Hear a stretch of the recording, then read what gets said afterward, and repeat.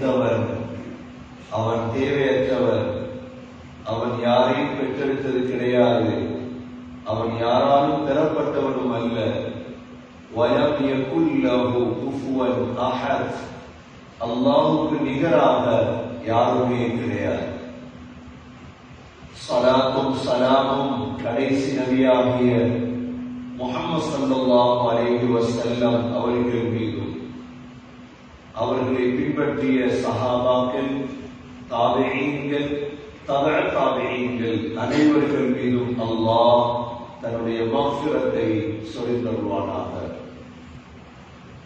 ஜுமாவுக்கு சமூகத்திற்கும் அல்லாஹ்வின் நல்லடியார்களே, எல்லா நேரங்களிலும் அல்லாஹ்வை பயந்து வாழுமாறு, தக்வாவுடன் வாழும்படி முதலில் எனக்கும் உங்களுக்கும் வசியத்தும் நசீஹத்தும் செய்து கொள்கிறேன். கண்ணியத்துக்குரிய அல்லாஹ்வின் நல்லடியார்களே, முஹம்மது ஸல்லல்லாஹு அலைஹி வஸல்லம் உடைய சீராவை நாம் தொடராக பார்த்து வருகிறோம். முஹம்மது ஸல்லல்லாஹு அலைஹி வஸல்லம் மதீனா முனவ்வராவுக்கு வந்து எப்படி தான் இபாதத் செய்வதற்கு பள்ளிவாசலை கட்டினார்களோ, இதே போன்று தான் வாழ்வதற்கு வீட்டையும் கட்டினார்கள். குர்ஆனிலே ஹுஜராத் என்ற சூறாவே இருக்கின்றது. ஸல்லல்லாஹு அலைஹி வஸல்லம் அறைகளை கட்டினார்கள் மஸ்ஜிது நபவிக்கு பக்கத்தில். இதே போன்று சகோதரர்களே, மதீனாவில் வியாபாரம் செய்வதற்கென்று ஒரு மார்க்கெட்டையும் செய்திருந்தார்கள். சஹாபாக்களை வியாபாரத்துக்கு பழக்குவதற்காக ஒரு வியாபார மார்க்கெட் ஒன்றையும் மதீனாவிலே செய்தார்கள். இது எல்லாவற்றை விட முக்கியமான ஒன்றுதான், முஹம்மது ஸல்லல்லாஹு அலைஹி வஸல்லம் மதீனாவில் மக்பரா ஒன்று எடுத்தார்கள். சகோதர சகோதரிகளே, ஒரு நாட்டுக்கு சென்றால், ஒரு ஊருக்கு சென்றால், அந்த ஊரில் என்ன செய்ய வேண்டும் என்ற விடயங்கள் தான் ஸல்லல்லாஹு அலைஹி வஸல்லமுடைய சீரா எங்களுக்கு படித்து தருகிறது. எப்படி பள்ளிவாசல் கட்டுவது கடமையோ தேவையோ, எப்படி வாழ்வதற்கு வீடு தேவையோ, எப்படி வியாபாரம் செய்வதற்கு மார்க்கெட் தேவையோ, சகோதரர்களே, ஜனாசாக்களை அடக்கம் செய்வதற்கு மக்பரா தேவை. ஸல்லல்லாஹு அலைஹி வஸல்லம் மஸ்ஜிது நபவிக்கு பக்கத்தில் தான் அந்த இடத்தை தேர்ந்தெடுத்தார்கள். அந்த மக்பராவுடைய பெயர் தான் பகீஉல் கர்கி, ஜன்னத்துல் பகீ என்று சொல்வார்கள். அதனுடைய பெயர் தான் பகீஉல் கர்கி. கண்ணியமிக்க சகோதரர்களே, ஏன் மக்பரா ஒன்றை தேர்ந்தெடுக்க வேண்டும்? எங்கள் எல்லோருக்கும் தெரியும், 1400 ஆண்டுகளாக இருக்கக்கூடிய ஒரு மக்பரா தான், கபிரிஸ்தான் தான் பகீஉல் கர்கி. இன்று 1400 ஆண்டுகள் சென்று விட்டது. ஆனால் அந்த மக்பரா இன்னும் அப்படித்தான் இருக்கு. எப்படி மக்காவுடைய கபிரிஸ்தான் முஅல்லா ஹுஜூம்ல இருக்கிறது, ஹுஜூம்ல இருக்கக்கூடிய மக்காவுடைய மக்பரா, அதில் தான் ஸல்லல்லாஹு அலைஹி வஸல்லமுடைய மனைவி கதீஜா ரலியல்லாஹு அன்ஹா அடக்கம் செய்யப்பட்டார்கள். பலஸ்தீனிலும் மஸ்ஜிதுல் அக்ஸாவுக்கு பக்கத்தில் மக்பரா இருக்கிறது. சஹாபாக்கள் 20,000 சஹாபாக்களுடைய கபர்கள் அங்கு இருக்கின்றது. ஆனால் இந்த மதீனாவுடைய கபிரிஸ்தான் இருக்கிறதே மக்பரா, மஸ்ஜிது நபவிக்கு பக்கத்தில் ஏன் ஸல்லல்லாஹு அலைஹி வஸல்லம் தேர்ந்தெடுத்தார்கள்? சொன்னார்கள் ஸல்லல்லாஹு அலைஹி வஸல்லம் ஒரு தடவை சஹாபாக்களோடு சுத்தி கொண்டு சொன்னார்கள், நான் மதீனாவுடைய ஓரங்களில் எல்லாம் சுத்தினேன், உமிர்து பிஹாதல் மௌதி', சொன்னார்கள் இந்த இடத்தில் மக்பராவை கபிரிஸ்தானை அமைப்பதற்கு நான் ஏவப்பட்டேன்.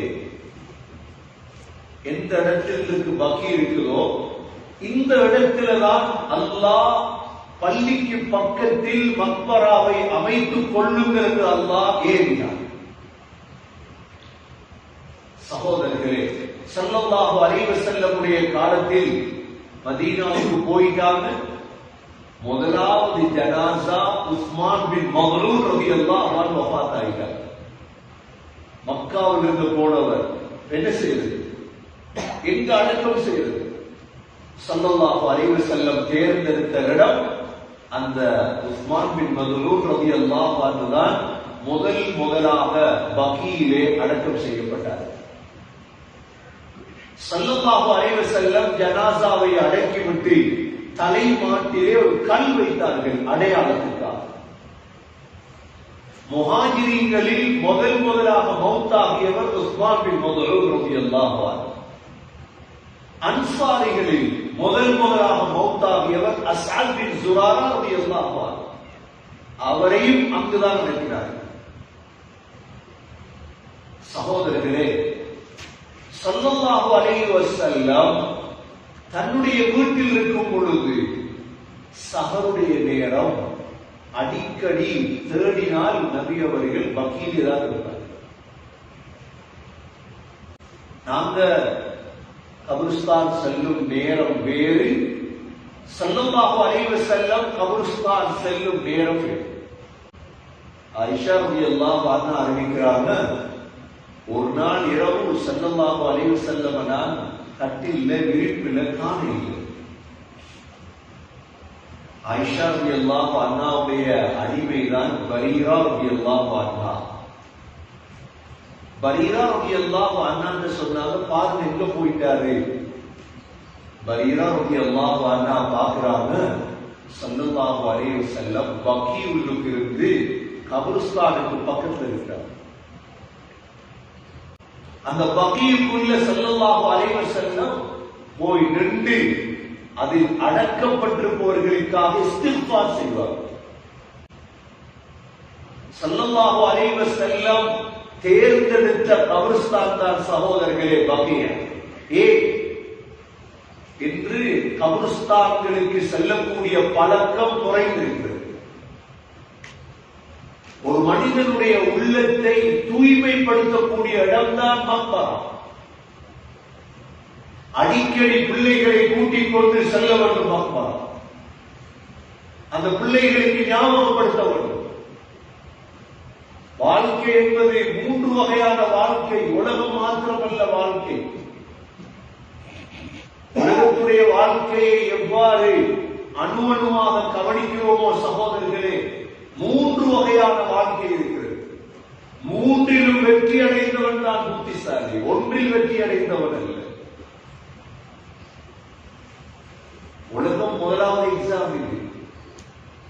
தாருல் துன்யா முதலாவது, 2வது தாருல் பர்ஸக் இருக்கிறது, அதில் வெற்றி அடைய வேண்டும். 3வது தாருல் ஆகிரா. 3 வாழ்க்கை இருக்கிறது. அல்லாஹ் ஒரு சூறாவிலே சொல்லிவிட்டார், அல்ஹாகுமுத் தகாசுர் ஹத்தா ஸுர்துமுல் மகாபிர் கல்லா ஸௌஃப தஅலமூன் ثم كلا سوف تعلمون كلا لو تعلمون علم اليقين لترون الجحيم ثم لترونها عين اليقين ثم لتسألن يومئذ عن النعيم. முதலாவது தாருல்.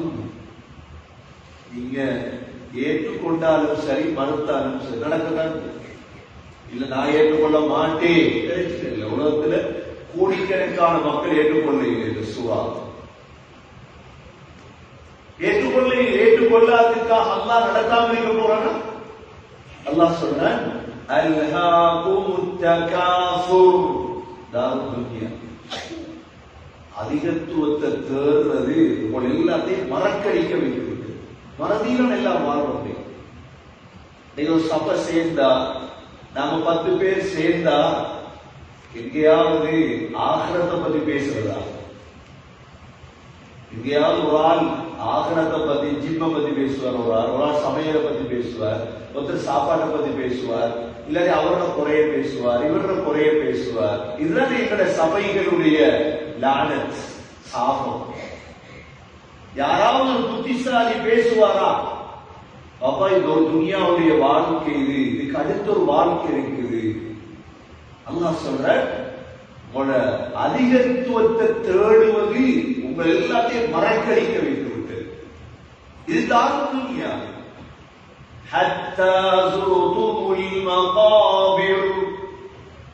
எதுவரைக்கும் அதிகத்துவத்தை தேடுவீங்க தெரியுமா?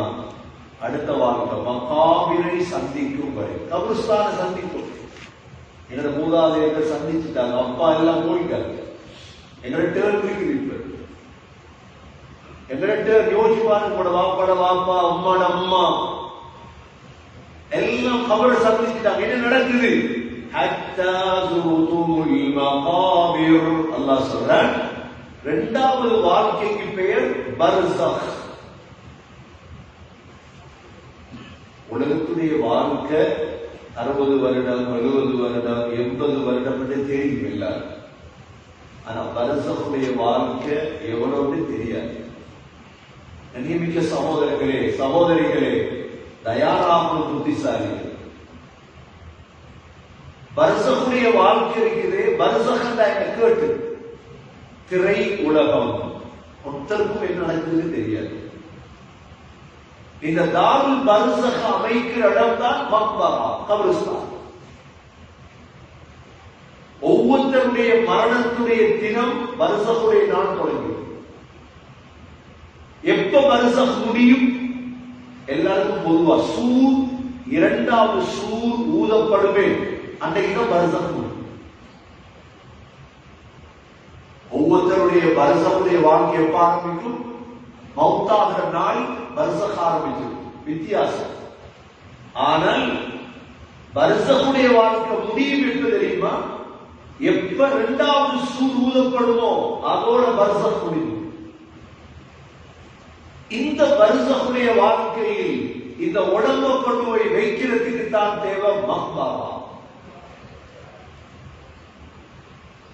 இந்த உடம்ப கொண்டு போய் வைக்கிறதுக்கு யோசிச்சிருக்கிறோமா, சிந்திச்சிருக்கிறோமா? ஸல்லல்லாஹு அலைஹி வஸல்லம் யோசித்தார். சிந்தித்துதான் பக்கிய வாங்கி இருந்தார். உஸ்மான் ரலியல்லாஹு அன்ஹு அந்த இடத்தால போவாங்க, சொல்லுவாங்க, இந்த இடத்துலதான் நானும் அடக்கம் செய்யப்படுவேன் அப்படிப்பாங்க. அதே மாதிரி பக்கியுடைய பின்பகுதி எல்லாம் வகுப் செய்து உஸ்மான் ரலியல்லாஹு. நீங்க பக்கியுக்கு போனீங்கன்னா கடைசி கபருக்கு உஸ்மான் ரலியல்லாஹு. உஸ்மான் ரலியல்லாஹு தான் பின்பகுதி எல்லாவற்றையும் கொடுத்தது பக்கி. ஏன்னா முஸ்லீம்களுடைய ஜனாசாக்களை அடக்கணும். கண்ணியமிக்க சகோதரர்களே, பள்ளி எப்படி வாங்குறது அவசியமோ, எப்படி வீடு வாங்குறது அவசியமோ, எப்படி வாகனம் அவசியமோ, எப்படி மார்க்கெட் அவசியமோ, சகோதரர்களே முஸ்லீம்களுடைய கபரிஸ்தான் அவசியம். கல்கரியில் ஒரு 2 அரபு சகோதரர்கள் கபரிஸ்தான வாங்கி அப்படியே வகுப்பு செஞ்சிட்டாங்க. கல்கரியில் கபருஸ்தான வாங்குறதுக்கு ஒரு கூட்டம் இருக்கும். இது மதீனாவுடைய சீராவுடைய திட்டம். இதை யோசிக்கிறதுக்கு ஒரு 20-30 பேர் உருவாக்கும். மக்பரா இருக்கிறா எங்களுக்கு எல்லோரும் தான், ஸ்ரீலங்கன் மாத்திரமல்ல, இந்தியன்ஸ், பாகிஸ்தான், அரப்ஸ் எல்லாரும் சேர்த்துதான் வாங்கி வகுப்பு செய்வது. உஸ்மான் ரலியல்லாஹு வகுப்பு செய்தார். பள்ளி வாங்கி வகுப்பு செய்வது நன்மை. சகோதரர்களே, தொழுவதற்கு மக்பராவுடைய நன்மை என்ன தெரியுமா? ஒரு ஜனாசாவை அடக்கினா கியாமத்து வரைக்கும் அவருக்கு வாழ வைத்த நன்மைகள். கியாமத்து வரைக்கும் இந்த மக்பராவெல்லாம் யோசிச்சு மௌத்துடைய ஞாபகம் வரப்படாதுன்னா என்ன மௌத்து வராம போகுதா? மௌத்தை யோசிக்கிறதால மௌத்து வரும் யார் சொல்றது? நான் மௌத்த பத்தி அடிக்கடி வீட்டுல பேசக்கூடாது, மௌத்து வந்து அவசரமா அப்படின்னு இல்லை. அல்லாஹ் எழுதி வச்சிருக்க. அல்லாஹ் சொல்ற, நீங்க 7 மணி நேரம் கடுக்க வாப்ப மௌத்து. அது தடுக்கிறார், அது தடுக்கிறார் என்று. ஆனால் ஒரு சமூகமாக வாழும் பொழுது சகோதரர்களே, அந்த சமூகத்தில் மக்பரா அவசியம். இதை சிந்திக்கும். விளையாடுறதுக்கு இடம் எப்படி சேர்க்கிறதுக்கு 100 பேர் 200 பேர் சேர்த்து விளையாடுறதுக்கு இடம் எடுப்போம் என்று மஷூரா பண்றோமோ, எப்படி சேர்ந்து சாப்பாடுகளுக்கு மஷூரா செய்யறோமோ, சகோதரர்களே சீராவ படித்தவர்கள் யோசிப்பாங்க, மக்பரா ஒன்று எடுப்போமே. முதலாவது சிந்தனையாவது வரணுமே. கல்கரியில சிந்தனை வந்து மக்பரா எடுக்கிறார். ஏன் அதிகமானவங்க கல்கரிக்கு மூவ் ஆகுறாங்க? வாழலாம், மௌத்தானாலும் ஃப்ரீ. செஞ்சு வச்சுட்டாங்க அந்த இடத்தை. கண்ணியமிக்க சகோதரர்களே, மக்பரா என்பது ஒரு முஸ்லிம்கள் வாழும் இடத்தில் எப்படி பள்ளிவாசல் வாங்கி வக்ஃப் செய்யப்படுதோ இதே போன்று மக்பரா, கபரிஸ்தான் உஸ்மான் ரலியல்லாஹு அன்ஹு செஞ்சார். சகோதரர்களே, பர்ஸகுடைய வாழ்க்கையை ஞாபகப்படுத்தக்கூடிய இடம்தான் மக்பரா. எந்தெந்த நாடுகள்ல முஸ்லிம்கள் இடம்பெயர்ந்து வாழ்வோமோ, யூகேயா இருக்கலாம், கனடாவாக இருக்கலாம், அமெரிக்காவாக இருக்கலாம், ஜப்பானாக இருக்கலாம், எல்லா இடங்களிலும் முஸ்லிம்கள் மக்பரா வாங்கி வச்சிருக்காங்க. ஜப்பான்ல வாங்கி வச்சிருக்காங்க, கனடால வாங்கி வச்சிருக்காங்க. ஏன் இது முக்கியம்? இதை சிந்திக்கிறதுக்கு வாலிபர்கள் உருவாக்கும். ஒரு சின்ன ஒரு இடம், பெரிய ஒரு இடம் எப்படி வாங்கலாம், ஃப்ரீயா அடிக்கணுமா அரசாங்கத்திடம் இருந்து யோசிக்கிறீர்கள். அல்லாஹ் வழிகளை தொடர்ந்து தரும். இது இரண்டாவது வாழ்க்கை. அத்தாஸுதுமுல் மகாபிர் கல்லா சௌஃப தஅலமூன் ثم كلا سوف تعلمون. அல்லாஹ் சொல்றார், அங்க வாங்க உங்களுக்கு விளங்கு. எங்க வாங்க? கபருக்கு வாங்க. உலகத்துல ஒன்றும் விளங்காது. அங்க வாங்க. سوف تعلمون ثم كلا سوف تعلمون كلا لو تعلمون علم اليقين. உறுதியா உங்களுக்கு எல்லாமே விளங்கி இருந்தா அங்க. மூன்றாவது வாழ்க்கை சகோதரர்களே, ஆஹ்ராவுடைய வாழ்க்கை. பர்ஸக் முடிஞ்சு எழுப்புவோம். லதரவுன்னல் ஜஹீம். அல்லாஹ் சொல்றான், ஜஹீமை உங்கள் கண்ணால் பாப்பீங்க ஆஹ்ராவில். ثم لترونها عين اليقين. உறுதியா பாப்பீங்க நரகத்தை. ثم لتسألن يومئذ عن النعيم. ஒவ்வொரு இன்பத்தை பற்றியும் கேள்விகள் கேட்கப்படுது. இந்த மூன்று வாழ்க்கையில் நடு வாழ்க்கை தான் சகோதரர்களே பர்ஸக். இதற்குத்தான் தேவை மக்பரா. இந்த மக்பராவில் ஸல்லல்லாஹு அலைஹி வஸல்லம் உருவாக்கிய மக்பரா இருக்குது. மஸ்ஜிது நபவியுடைய மக்பரா, பகீஉல் கர்கத். ஆயிஷா ரலியல்லாஹு அன்ஹா சொல்றாங்க, நபி ஸல்லல்லாஹு அலைஹி வஸல்லம் சஹருடைய நேரம் மக்பராவுக்கு எங்க ஓதுவாங்க?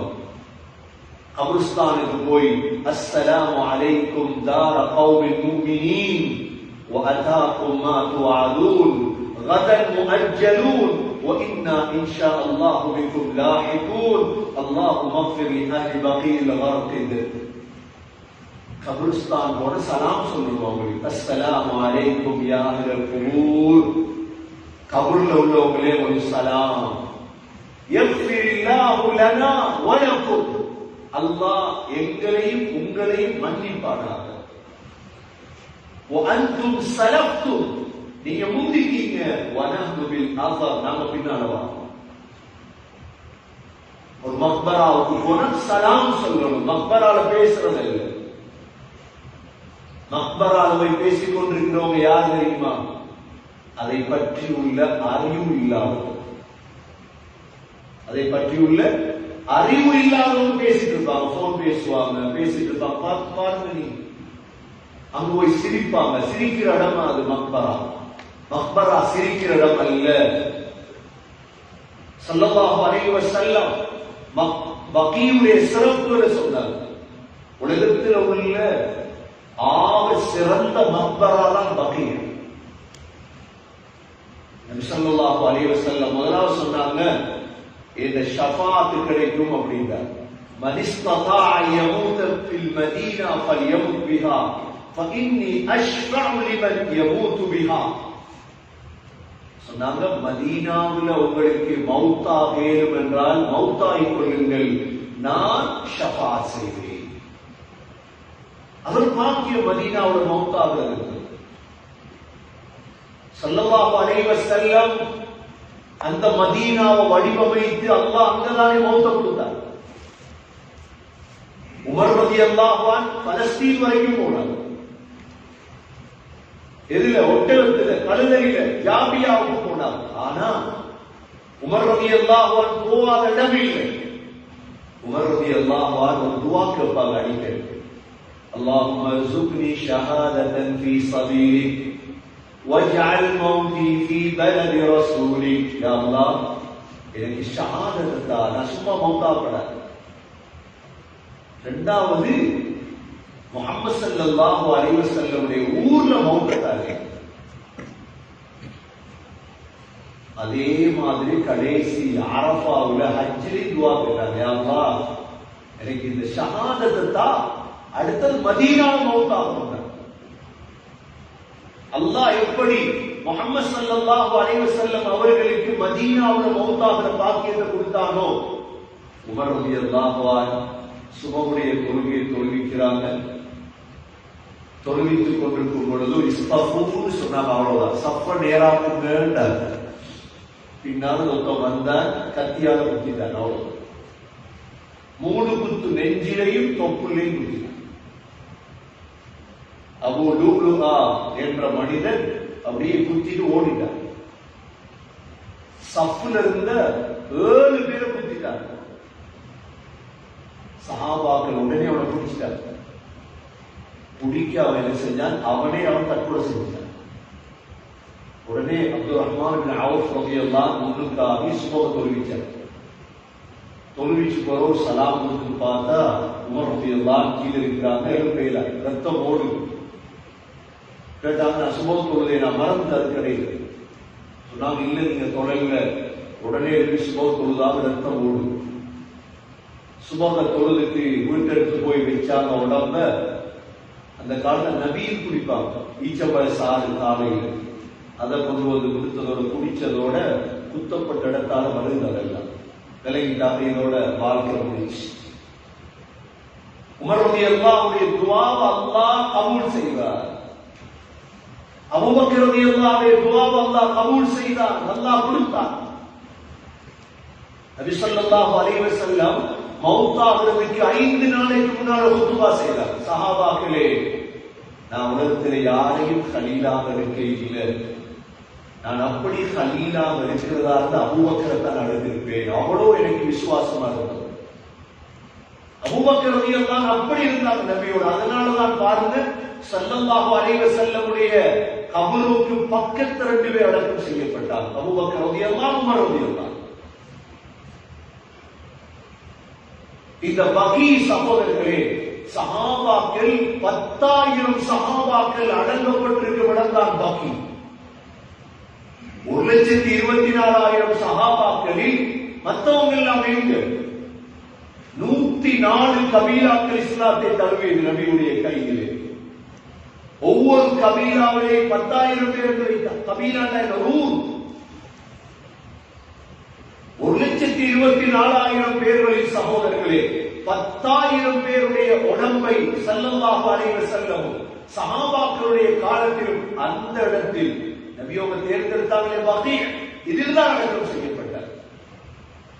இரண்டாவது ஸல்லல்லாஹு அலைஹி வஸல்லம் சொன்னாங்க, நபியோக சொன்னாங்க, இன்னி புஇத்து இலா அஹ்லில் பகீ லியுஸல்லி அலைஹிம். அல்லாஹ் என்ன பகீக்கு போக சொல்றான். ஏன் தெரியுமா? அவங்களுக்கு துஆ செய்யணும். நபியோக துஆ செஞ்சிருக்காங்க பகீல உள்ளவங்க. மூன்றாவது சொன்னாங்க ஸல்லல்லாஹு அலைஹி வஸல்லம், அவ்வல் மன் யுஹ்ஷர் மின் மகாபிரில் அர்த். முதலாக எழுப்பாட்ட கபர் இருக்கு. கனடாவுடைய கபரா, ஸ்ரீலங்காவுடைய கபரா, மாளிகாவத்தையா, குப்பியாவத்தையா, எதிர்பார்க்கப்படுறது முதல், அல்லது கண்டியுடைய கபரா, அல்லது சவுதியுடைய வேற கபறுகளாகி முதலாக எதிர்பார்க்கப்படுறது முஹம்மது ஸல்லல்லாஹு அலைஹி வஸல்லம். அதற்கு பிறகு அபூபக்கர், உமர் ரலியல்லாஹு, அதுக்கு பிறகு எழுப்பாட்டப்படுறது பக்தீன. சொன்னாங்க ஸல்லல்லாஹு அலைஹி வஸல்லம், எழுப்பாட்டப்படுவாங்க. பிறகு மக்கா வாசி எழுப்பாட்டப்படுவாங்க. முதலாக எழுப்பாட்டப்படுற ஒரு கபுர்ஸ்தான் என்றால் பக்தீன. அதற்கு பிறகுதான் மற்றவங்க எல்லாம் எழுப்பாட்டப்படுறது சகோதரர்களே. அடுத்த சிறப்பாக ஸல்லல்லாஹு அலைஹி வஸல்லம் சொன்னாங்க, மன் மாத பி அஹலில் ஹரமைன் யுபஅஸு ஆமினன் யௌமல் கியாமah. யாரு மக்கா மதீனாவுல மௌத்தாகுவாரோ ஈமானோட, அல்லாஹ் அவரை பாதுகாப்பா எழுப்பாட்டுவார் என்றார். ஐந்தாவது சிறப்பு, யபஅஸுல்லாஹு மின்ஹா 70,000 யௌமல் கியாமah அலா சூரத்தில் கமர் லைலத்தில் பத்ர் يدخلون الجنة بغير حساب رواه الحاكم. 70,000 பேர் அல்லாஹ் பக்கீலிருந்து எழுப்பாற்றுவான். அவனோட முகம் எப்படி இருக்கும் தெரியுமா? 14ஆம் நாள் சந்திரன் எவ்வளோ வெளிச்சமாக அழகாக இருக்குமோ அது போன்று அழகாக இருக்கும். அந்த 70,000 பேர் தான் கேள்விகளுக்கு இல்லாமல் சொந்தம் போவோம். என்ன விளங்குது? அல்லாஹ் நல்லடியார்களுக்கு அந்த மௌத்தாகிற பாக்கியத்தை அல்லாஹ் கொடுத்தார். பக்கீயுடைய மக்பரா சகோதரர்களே, ஸல்லல்லாஹு அலைஹி வஸல்லமுடைய எங்களுக்கு அபூபக்கர் ரலியல்லாஹு, உமர் ரலியல்லாஹு மட்டும்தான் நபி அவர்கள் அடக்கம் செய்யப்பட்டார். மஸ்ஜிது நபவியுடைய ஒரு பகுதி தான் அது பச்சை குப்பா இருக்குது. ஆயிஷா ரலியல்லாஹு அன்ஹா வீடு. ஆயிஷா ரலியல்லாஹு அன்ஹா சக்கராத் இருக்கும் பொழுது வந்து கேட்டாங்க, ஆயிஷா அவங்களை எங்க அடக்கம் செய்ய? ஸல்லல்லாஹு அலைஹி வஸல்லம் வீட்டுக்குள்ளதான் வாழ்ந்தார். மையத்தை எரிச்சு அபூபக்கர் ரலியல்லாஹு, உமர் ரலியல்லாஹு மையத்தை எரிச்சு அந்த மையத்துக்கு ஒரு கேட்டை போட்டுட்டு இங்க வாழ்ந்தார் ஆயிஷா ரலியல்லாஹு. அவரோட வீடு தானே. ஆயிஷா ரலியல்லாஹு சொன்னாங்க, என்ன பக்கீல அடக்கிருங்க, என்ன சகோதரிகளோட அடக்கிருங்க பக்கீல. அதனாலதான் அவங்களோட பக்கீல நீ மஸ்ஜிது நபவி பக்கத்துல அடக்கியிருப்பார். ஆயிஷா ரலியல்லாஹு அன்ஹா விரும்பல அதுக்குள்ள அடக்கம் செய்யப்படுறது. கண்ணியமிக்க சகோதரர்களே, இந்த பக்கீல தான் எவ்வளவோ வரலாறு இருக்கிறது சகோதரர்கள், படிக்க வேண்டிய வரலாறு. இந்த பக்கீல தான் ஸல்லல்லாஹு அலைஹி வஸல்லம் கபருக்குள்ள இறங்குவார். இன்னைக்கு நாங்க யாரையாவது கபருக்கு இறங்கி இருக்கிறோமா? யார கபருக்கு நாங்க? இதெல்லாம் ஒரு சுன்னத். அவர் இறங்குவார், இவர் இறங்குவார், இங்க கபருக்கு இறங்குறது இல்லை, எல்லாமே மெஷின்லே தான் போகுது. ஸல்லல்லாஹு அலைஹி வஸல்லமுடைய காலத்தில் எங்கட நாடுகள்ல ஸ்ரீலங்கால கபருக்கு இறங்குவார். நபி ஸல்லல்லாஹு அலைஹி வஸல்லமுடைய வளர்த்த உம்மா மதீனால மௌத்தாங்க. ஃபாத்திமா பின் அஸத், அபூ தாலிபுடைய மனைவி, அலி ரலியல்லாஹு உம்மா மதீனால மௌத்தாங்க. ஸல்லல்லாஹு அலைஹி வஸல்லம் உம்மாவுடைய கபர் தானே அப்படியே பக்கீக்குள்ள வச்சிட்டு நபி அவங்க கபருக்கு இறங்கினாங்க. இப்னு ஷபஹ் ரஹிமஹுல்லாஹ் எழுதுறாங்க, நபி அவங்க தன்னை ஜுப்பாவை கலத்தி அப்படியே உம்மாட கபரை போத்திட்டு கபருக்குள்ள கொஞ்சம் படுத்தாங்க. கபருக்கு படுக்க இடம் இருக்கிறதா நீங்க கேட்கலாம். 2 வகையான கபர் இருக்கு. ஒன்று லஹத், பிள்ளக்குழி, நேர தோண்டி சைட்ல தோன்றது. நபியுடைய கபர் அல்ல. நபியுடைய கபர் இருக்குது, நேர தோண்டி சைட்ல தோண்டிதான், சைட்ல தான் நபியுடைய உடம்ப வச்சாங்க. 7 கல் அடுக்குவாங்க, செங்கல். நபி ஸல்லல்லாஹு அலைஹி வஸல்லம் கொஞ்ச நேரம் தூங்கினாங்க கபருக்குள்ள. சஹாபாக்கள் கேட்டாங்க, யா ரசூலல்லாஹ் வித்தியாசமா இருக்குது. நபி அவங்க சொன்னாங்க, உம்மி பாத உம்மி, என் உம்மா மௌத்தானதுக்கு பிறகு என்ன வளர்த்த உம்மா. நான் இந்த ஜுப்பாவை போட்டேன் கபருடைய ஃபித்னா போறதுக்கு, கொஞ்ச நேரம் தூங்கினேன் கபர் விசாலம் அடைவதற்கு. இதே போல மாமியில கபருக்கு இறங்கினார். யார்? ஆயிஷா ரலியல்லாஹு அன்ஹா, உம்மு ருமான். இவங்கள கபரும் இருக்குது மதீனாவுல தான், பகீல தான். ஸல்லல்லாஹு அலைஹி வஸல்லம் அந்த கபருக்கு இறங்கினார். நான் ஏற்கனவே சொல்லியிருக்கிறோம், நபி ஸல்லல்லாஹு அலைஹி வஸல்லம் வாழ்க்கையில் 5 பேருடைய கபருக்கு தான் இறங்கினார். ஒன்று தன் மனைவி கதீஜா ரலியல்லாஹு அன்ஹா கபர், இரண்டாவது தன் தாய், வளர்த்த தாயுடைய கபர், மூன்றாவது உம்மு ரூமானுடைய கபர், நான்காவது கதீஜா ரலியல்லாஹு அன்ஹாவுடைய ஒரு பிள்ளை இருந்தது, ஸல்லல்லாஹு அலைஹி வஸல்லம் மடியில வளர்த்தாங்க, இந்த கபருக்குள்ள இறங்கினாங்க. ஐந்தாவது துல்பிஜாதை அப்துல்லா முஸ்னி ரலியல்லாஹுடைய கபர். இந்த 5 கபருக்குள் தான் நபியோடு இறங்கினார். சகோதரர்களே, இந்த பகீயிலே தான் மிக முக்கியமாக ஸல்லல்லாஹு அலைஹி வஸல்லமுடைய அனைத்து மகள்மாருடைய கபரும் அங்குதான் இருக்கு.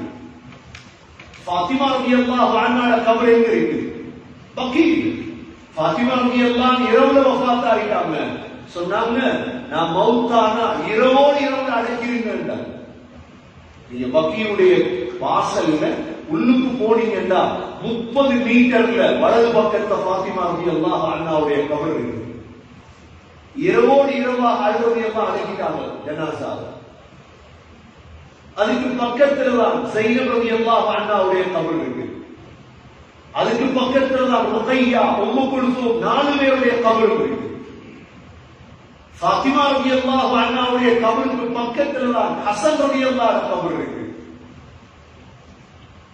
ஒரு ரிவாயத்தின்படி ஹுசைன் ரலியல்லாஹுடைய தலை பகீல தான் இருக்கு. ஹுசைன் ரலியல்லாஹு அன்ஹு அவங்கள கர்பலாவுல கொலை செய்தாங்க.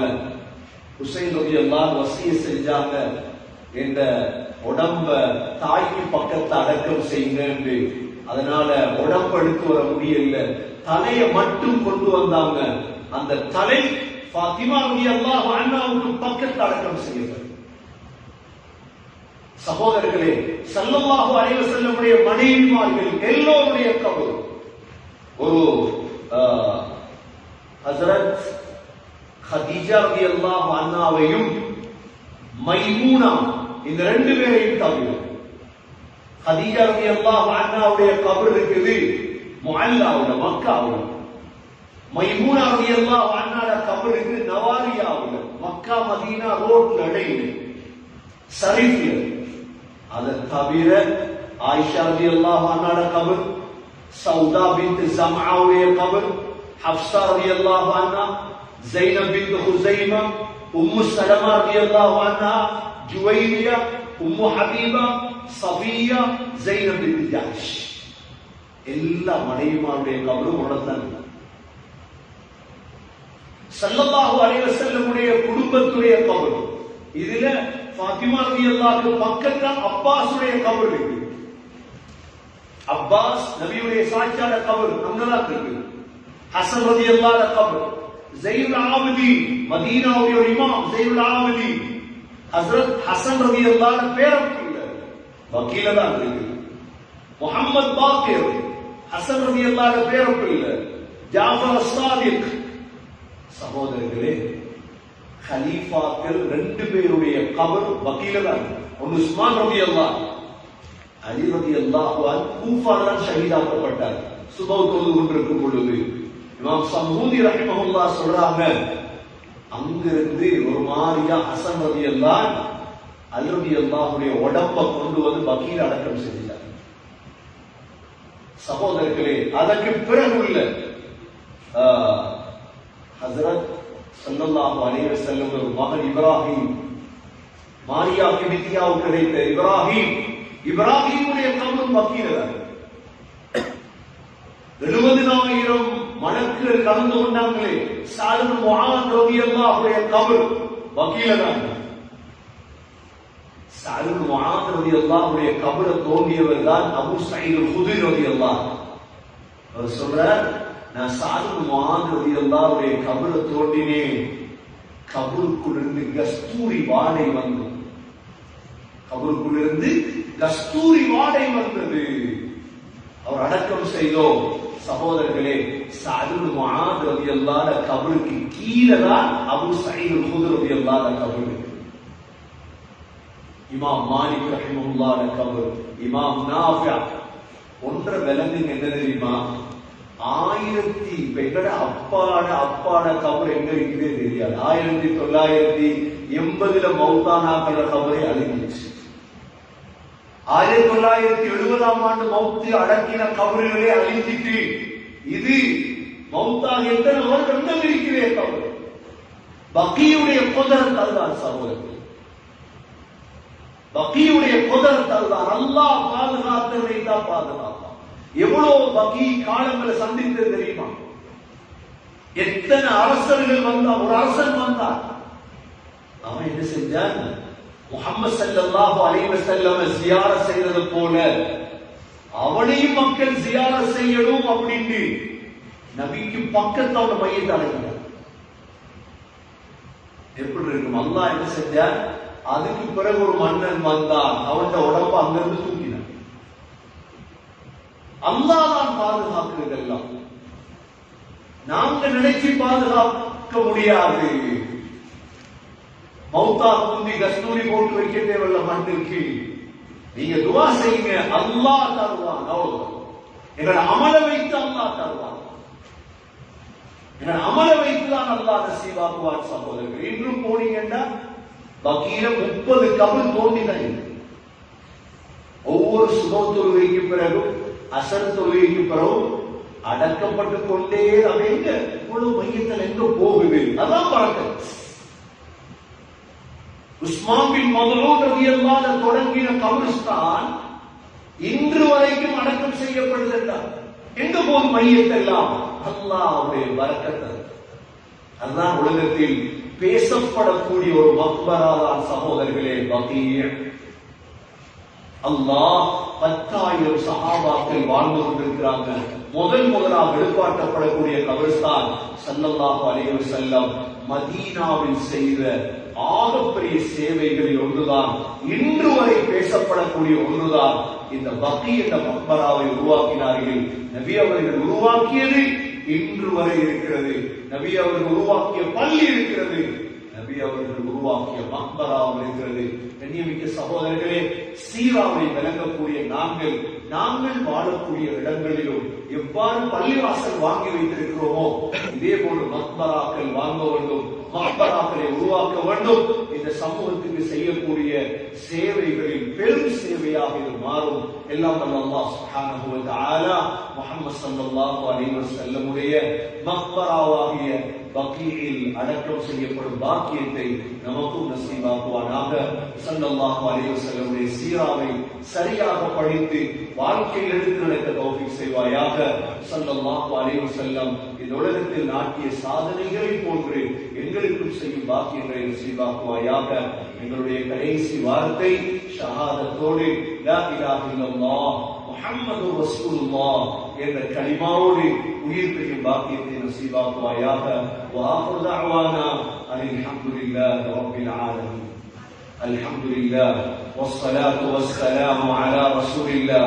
أشهد أن لا إله إلا الله وأشهد أن محمدا عبده ورسوله.